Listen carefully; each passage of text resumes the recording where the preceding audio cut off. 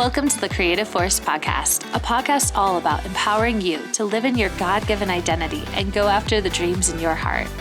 I'm your host, Sharon Stark, and every week we'll be having powerful conversations that will combine practical and biblical wisdom for living your purpose. Let's get started. Hello, and welcome to the Creative Force Podcast. I'm here today with Jessica Giaimo. I first met Jessica when we worked together in television, and she is an incredible storyteller and also a podcaster too. Welcome to the show, Jessica. Can you share with the audience a little bit more about yourself? Yeah, absolutely. Thank you so much for having me. It's so fun to be on this with you, Sharon, and working together again. But I am Jessica Giaimo, and like Sharon said, we worked together. And I still work at Andrew Womack Ministries. I'm a story and news producer there. And I've also been married, just celebrated, oh goodness, 7 years. 7 years, got to get that right. Wow. Yeah, that's I a know. lot. It's crazy. After I think 3, the numbers just kept getting weirder and weirder to accept. So I'm just like, I don't even know, but I guess 7. And yeah, so that's me.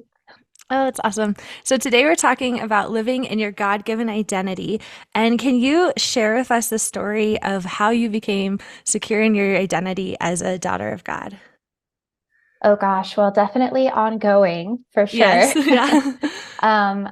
But yeah, I would say that for me, I had a really big moment when I had been married for probably almost a year, maybe not quite. I think I always thought that, oh, when I marry a really great guy, my insecurity will be taken care of because I'm insecure because I've been with all these horrible guys. And then I get married, and then it's like, whoop, insecurities just flooded to the surface. And I was really confused as to why I would get insecure about every little thing. It wasn't even making sense. Yeah. And I was also one of those girls who wasn't unaware of her insecurity. I was very aware of it, but I also felt powerless to change it. It was like overwhelming emotions, that you just feel like you can't control. And so anyway, I remember just really struggling because it was affecting my marriage because, Jeff is having to deal with the fact that I can't stand him to talk to anyone or anything like that. And it felt like I didn't trust him, and I did, but it was hard to explain how it was so beyond him, but I was taking it out on him. And so anyway, I had this moment where I was just really frustrated because you know how people say oh, fake it till you make it, just go ahead and act secure and then you'll be secure. And I was trying so hard and it just was not working. And so then I remember I had this moment where I was just done, right? And I think God's always waiting for us to get to those moments where it's like, finally, okay, now I can do something. But I was just so done. And I remember I was looking at the mountains because when I talk to God, I feel like they just feel like God.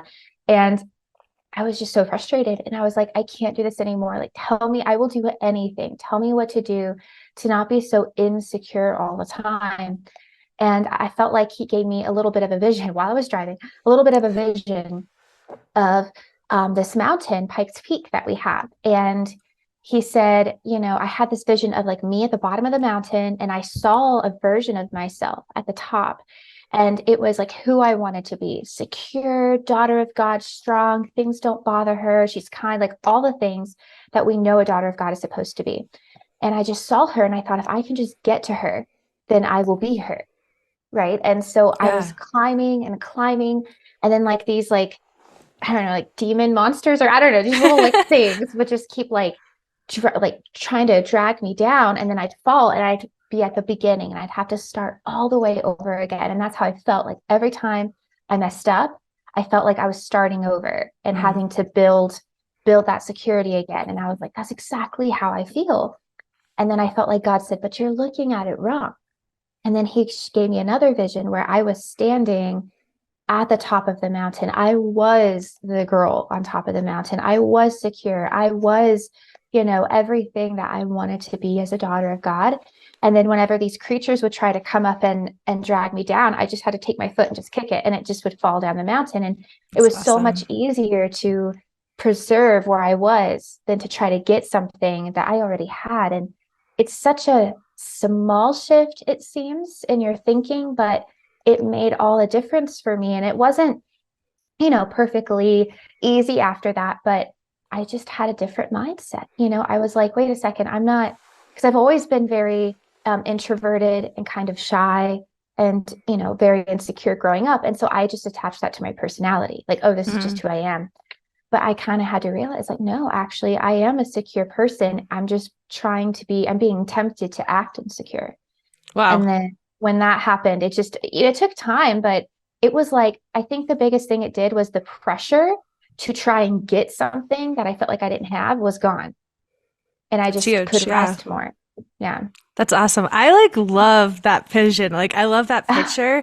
I think it's such a good picture of like our authority that we have. And it makes me think of the verse in Ephesians where it says we're seated with Christ and we're far above all powers and principalities. And I'm like, that's Yeah. like the perfect picture of that. Hmm. It's awesome. Absolutely.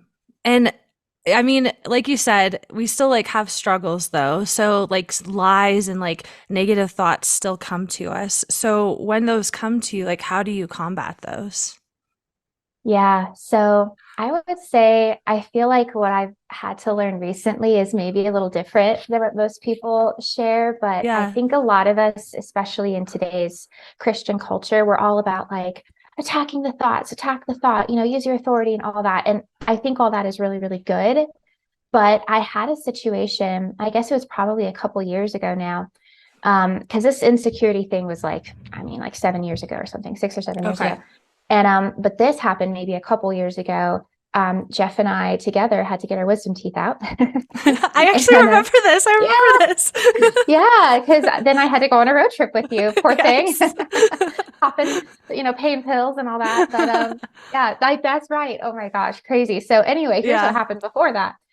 Basically, we were scheduled for surgery. I had to get all four out, which is crazy. Jeff had to get one. Yeah. So I definitely was a little nervous. And I knew there was nothing to be afraid of. But as soon as you tell people you're getting your wisdom teeth out, what do? They tell you their horror stories of like what Oh, happened to them. yeah. And so I was like trying to combat the fear of like what I was hearing. But it was just like kind of constant. And so I was starting to get really, really nervous. And I didn't start out nervous, but I started to get really fearful. And so what I did is kind of what I knew to do. And that's like, I rebuke that in Jesus' name, and I was like reading scripture and like quoting like scriptures about like how it's all going to be fine and everything like that. And I remember Jeff one time finally was in love. He told me, he's like, hey, you don't sound like you're in faith. You sound like you're in fear. And I Oh, was like, wow. oh, really? And then I realized, yeah, I'm afraid, and I keep thinking Mm. if I just quote hard enough, strong enough, and sound like I believe it, then it'll take care of the fear or insecurity or doubt or fill in the blank, right? And Jeff kind of shared with me, he's like, look, if you want to believe that it's going to go fine and you're not going to have any problems, I'll believe with you, that's fine. But I think you need to realize that even if something happens, if you get a dry socket, if something happens, like you're still going to be fine. Jesus is still with you. And I Mm. kind of had to meditate on that for a little bit and realize, okay, I need to not be so like, okay, quoting in order to make myself feel better. I need to come at it from a place of strength. And the only way you can come at it from a place of strength is if you know who you are, like we're talking about, Jesus is with you and he loves you. And I stopped quoting scripture, which sounds weird, but it's like that wasn't my problem. I started just meditating and thinking about Jesus being with me in that chair, like just literally being with me, laying there next to me and just talking to me. And I thought, man, why would I be afraid? And I Wow. just, whenever I would get nervous, I would think about that. And then you know what? It was the easiest thing in the world. But I had to get over the fear of like, what if something happens to me? And I feel like I noticed this with the Christian circles is a lot of times we're going like, oh, well, I quote Psalm 91, I do this, I do that. And it's like those things are fine and they're not bad. But if our hearts are coming at a place where I'm really, really scared and I hope, well, if I do XYZ, then God owes me this. It's like, well, Mm. that's just going to cause us to be in more fear because the burden is on us. And really just resting in the fact that Jesus's grace is sufficient for me now, like it always has been, and just resting in his love for us. I mean, that's our identity as a daughter of God, right? What is our identity? I am loved of God. That's my identity. And when we meditate on that and focus on that, I feel like it carries us through any kind of fear, insecurity, doubt, struggle that we're facing. Wow, that's really, really good. Just focusing, it really is like just focusing on like that heart posture, just because, yeah, I think it can become workspace, just like all these scriptures. And I've been in that place too, where it's like I'm saying all this stuff, but it's like, yeah, it really is like from a place of fear. So that's like a really, really good point. What you said earlier too about like you had that revelation of like, okay, I already am secure. How did that start to transform like your marriage and just like your personal life and just like going after your dreams? Like, how did that start to transform things? Absolutely. Well, it certainly transformed it. And it was a bit of a process to walk out, Yeah. um, but yeah, because I would just have to remind myself, like you said, when the thoughts come and the emotions come, because I had already trained my body to react this way.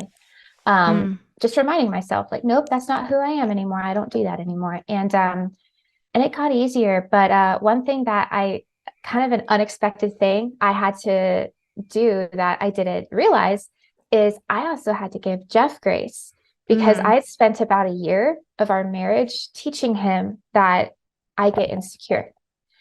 And so basically, whenever I would be quiet or something, he would think I was being insecure. And so then he'd be like, what's going on, blah, blah, blah. And I'm like, at first I would get frustrated. I'm like, you don't know the conversation I had with God, but I needed to give him grace and be like, look, I totally get it. I understand why you feel that way. I promise you, this is what I'm thinking.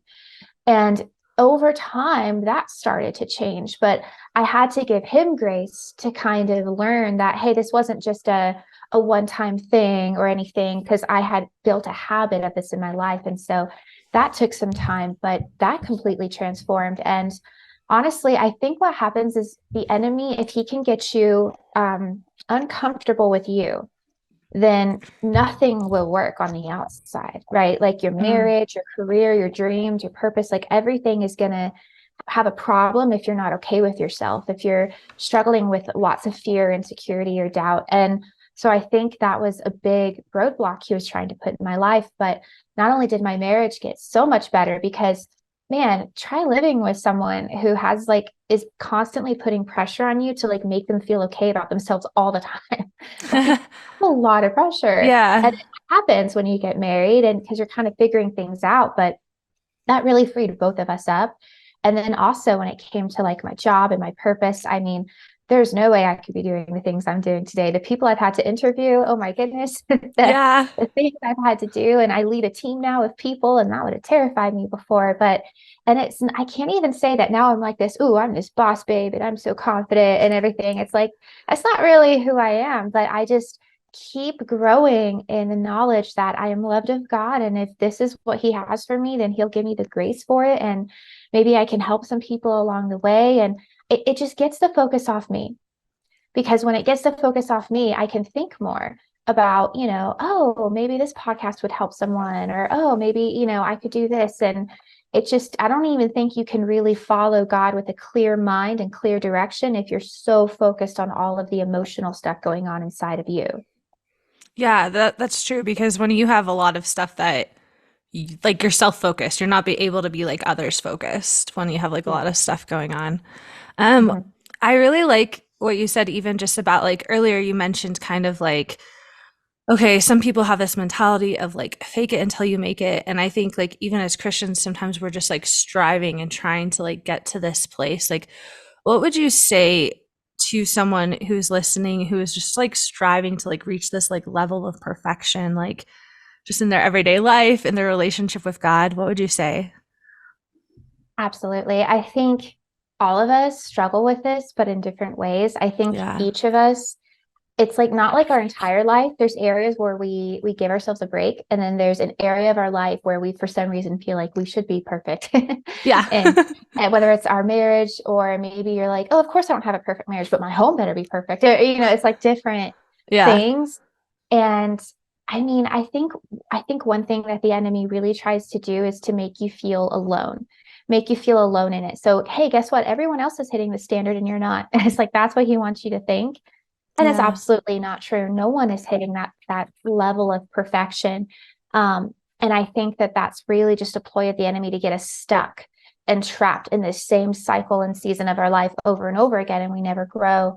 And so I would just encourage people, I think one thing that really helps is to actually have a morning routine and quiet time with God, because it sounds maybe disjointed, but when I do that and I actually start my day listening to him and just putting my mind on him, then it kind of helps me throughout my day to bring him into those situations. And then I don't, when my mind is on God, I don't put as much pressure on myself because I'm aware that he's the one who's helping me. And so just kind of bringing him into every part of our life. Sometimes we don't think he cares about our marriage, or that he doesn't care about how to decorate your home for Christmas, or he doesn't care about, your car. It's like he cares about all these things and he wants to help us. But when we try to do it on our own without him, then I feel like we start feeling a pressure. And, we're never going to go easy on ourselves. So we're going to make the pressure really, really high. And I mean, something that I've been doing with my blog is called Adulting with Joy. And I think this is the balance that all of us women are trying to find. How do I be a responsible adult and do all the things I need to do, but not be miserable and still have joy and have fun in my life? And it's like, this is a constant, eternal struggle. And so I think that's really the balance of it all. And finding it is just really, you can't find it outside of your relationship with God. And so just every day taking time to spend with him, and then, finding little ways to enjoy yourself. It's like, I don't have a ton of money. For example, we're in the holiday season. I don't know if we still are when this comes out, but we're in the holiday season. And, there's a huge temptation to compare like your home and your decor to everything you see on Instagram, right? Like, that's a big struggle right now. And so finding little ways to like make it personal to you and do little DIY crafts and like make it something that you love, and just finding ways to like take inspiration and make it work for you. And sometimes that means getting off and not looking at what other people are doing, right? And I think we all know our limits. And so just kind of being like, okay, like my mom actually went through this recently. She's an avid Facebooker, and she said that she had been dealing with a lot of anxiety, and she had been off Facebook for a while. But then she was like, oh, well, I'll just get on just to check some other people, right? Like just to keep in touch with people. And she said that as soon as she would go on, it was like her anxiety rose. Oh, And I wow. don't know why, but for her, she noticed that and she was like, okay, we're done. And she deleted her Facebook. And, it doesn't always have to be that drastic, but kind of paying attention to some of those, signs our body's giving us. Like when you start having a lot of anxiety, be like, what am I doing right now? What am I thinking about right now? And kind of figuring out, am I thinking about something? Am I stressing about something? Am I comparing myself to someone and it's causing me to be anxious? Then we can actually like attack it in that sense and stop it and kind of reframe our life to where we're not doing that so much. Yeah, that's really good because there is so much, from social media, there's so many standards of like, oh, like your life should look like this and your life should look like this. And if you're not doing this, like you kind of feel like you're doing something wrong or like you're missing it. Um, I love like what you said about your blog. Can you tell us a little bit more about your blog? Yeah, so I kind of really just started kind of in Yeah. this direction with it, because we have the podcast, but then Adulting with Joy is what it's called. But I really just felt like this is how I felt, right? Like I've been a wife for about 7 years and I'm, 31, and I feel like, okay, I'm trying to do all the things to be an adult, right? Like my day isn't always super exciting. Sometimes I have to go get the car wash. Sometimes I have to, budget our money for groceries, sometimes and then sometimes I get to host parties and do fun things. But it's like, okay, there's got to be a balance here because all of us have to do these things, right? We don't get to not we don't get to not be an adult. Some people try, but they're not really the kind of people we look up to, right? And so it's like you want to be a responsible adult. You want to like steward your life well, especially as a Christian. We see it as a service we're doing unto the Lord. But sometimes it feels like we have to choose. It feels like we either have to become serious adults and then we'll be responsible and we'll do all the things, but we will be boring. We will not have fun. And it's going to suck. Or, we can have fun and travel and throw parties and do fun stuff, but our lives are going to suffer because we're not a responsible adult. And I don't think that that's really the case. I think really we're meant to live and enjoy life. It says the thief comes to steal, kill, and destroy, but I came that they may have life and have it in abundance till it overflows. Have and enjoy life, the Amplified says. And I think that that's really what draws people to us as well. When you can live a life of responsibility and growth, but also joy and peace and contentment. I mean, when the world looks at you and it's the Christmas season and you're content, that's weird, right? They're like, what's wrong with you? And people want that. People want joy and they want peace. Yeah. And most people don't have it, and they're searching for it, and they're thinking that these other things are going to give it to them. And so I think just, helping, that's a long explanation, but I feel like that's kind of just, if I relate to girls in a lot of ways, when I talk to them, it's this kind of struggle of finding balance in both, and wanting to live our lives, well, and to grow and become an adult really, but also to enjoy our lives. Yeah, I think that's really awesome, because I can relate to that. There is like that struggle of just trying to find like that balance and thinking that you have to choose, but you don't. And that's really cool. And you mentioned you have a podcast. So can you tell us about your podcast that you have with Felicia and kind of like its purpose? Absolutely. Thanks for asking. So my friend Felicia Ciola and I started a podcast called Before Midnight Podcast. And it's about making the most of a transformed life. So it plays off of the Cinderella story where she has until midnight in her transformed state, to make the most of it. And in a way, that's kind of how we see the Christian life is we've been given, we didn't do anything to deserve this new life, right? To be transformed in the image of Christ. It was all his doing. But our time on earth is so short. And so how do we make the most of it? How do we bring this new transformation into our marriages, into our homes, into our purpose, into our friendships, into our health, into everything? And so just kind of how to do the Christian life really as a woman. So it's geared towards women. And just make the most of it. And we just filmed our some holiday episodes. So we're really exciting. Fun. We've got, slow seasons of slowing down and kind of God's natural rhythms of rest, but also, hosting tips and things like that. So it's going to be a really, really fun season on the podcast. I love that. And I was going to ask, I was like, I bet that's a Cinderella reference. Yes. Yeah. I love how you always, so Jessica, I feel like something people need to know is that you're a huge Disney lover. And I feel like you're so good at connecting like fairy tales and stories and like books into like all of these analogies about God. Yeah. It's really awesome. Thank you. I love it. I absolutely love Disney. It's amazing. And I will say the old school Disney, right? And just those classic fairy tales and what they teach us. I feel like God speaks to me so much through those stories. And so, bringing those to life for people, I think is something that I really, really enjoy doing. Yeah. And you're really, really good at it. You're welcome.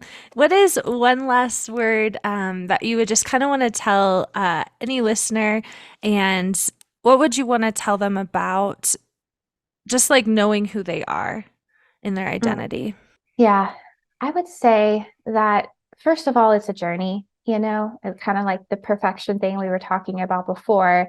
You're never going to find perfection on this earth. We're all still growing at different stages and everything, but there is a story for your life. And I think sometimes we get trapped in a single chapter because either we're choosing not to grow, right? Or we're trying to be so perfect and we're missing the point and we're not growing, because perfection does not lead to growth. When you see someone who you would call a perfectionist, they tend to be quite immature. And there's a reason for that. And so I think when we get stuck in perfection, or we get stuck in striving or insecurity or fears, we keep going around this circle and we stay stuck in this single chapter. And there's so many more chapters for you ahead. God is not wanting us to stay in our struggles, and he's provided a way out of them. But you're not going to find it by, 10 keys to overcome your fears. It's like, it's going to happen in that intimate relationship with him. there's a quote I love from the Chronicles of Narnia. Yay! And you knew it was going to come. You knew it was going to come. But there's a quote that I love so much, and I believe it's in the third or fourth book, Prince Caspian. And it says that Lucy woke out of the deepest sleep you can imagine with the feeling that the voice she loved most in the world had been calling her name. And in the story, it's Aslan, and she goes and she finds him. And that just to me speaks so much to what God is wanting to do for his daughters. Like, he loves us so much, but the only way you're going to know who you are, and the only way you're going to find strength for the story that's been written for you, is by spending that time with him. Just like little Lucy, God is calling to you, and your heart longs for his voice. It naturally does as his daughter. And so just spend that time with him. Go after the voice that's calling after you. And when you spend that time with him, it's supernatural. That's why it doesn't make sense. It's supernatural because it's spirit to spirit, and it will grow you. It will strengthen you. It will comfort you. And then you will be able to go forth into the chapters ahead with strength. God is not going to bring you into more dangerous chapters ahead if you're not strong enough to handle them, because he cares about you. He doesn't want you to become a fatality in this war, right? And so we need to make sure that we're gaining all of the strength and wisdom that's needed for us in this chapter of our lives, whether that's, the place we're at in our marriage, whether that's the home we have and how we steward that, whether that's the job we have and the difficult people in our lives, and maybe there's difficult bosses or things. Like, these are the things that are going to teach us how to grow and be strong and to handle these situations well. And that will allow us to move forward into our story, because the enemy wants to steal, kill, and destroy, but he doesn't attack what he's not threatened by. And there's something on your life that terrifies him. And so we have to get to the point where we are so strong that we can move forward into all of the wonderful chapters ahead and live our stories well. Wow, that gave me chills. That was awesome. I love it. That was so good. And thank you, Jessica, for just everything you shared today. Like, so much wisdom. For listeners, where can they find you? Tell them also, like, can they find the Before Midnight podcast? Absolutely. So you can find me on Instagram at Jessica Giaimo. And then our podcast you can find at beforemidnightpodcast.com. And we are also on Instagram as well. So that should lead you to everything that you need. And that'll be fun. Awesome. Go check that out, guys. I really love the podcast. Felicia and Jessica are just so real on it. So go listen to that. And thank you, Jessica, for being on today. Thanks, Sharon. Do you have big dreams but no idea how to get there? Do you struggle with accomplishing the things that are most important to you? If you answered yes to those questions, I would like to offer you my free workbook called How to Get Unstuck, a free guide on how to get unstuck and live your dreams. This resource is full of tactics I use to help get me unstuck, and I believe that they will do the same for you. You can download this free guide on my blog at youarecreativeforce.com. The show notes for today's episode are available on my blog at youarecreativeforce.com, as well as other resources and inspiration to go after your dreams.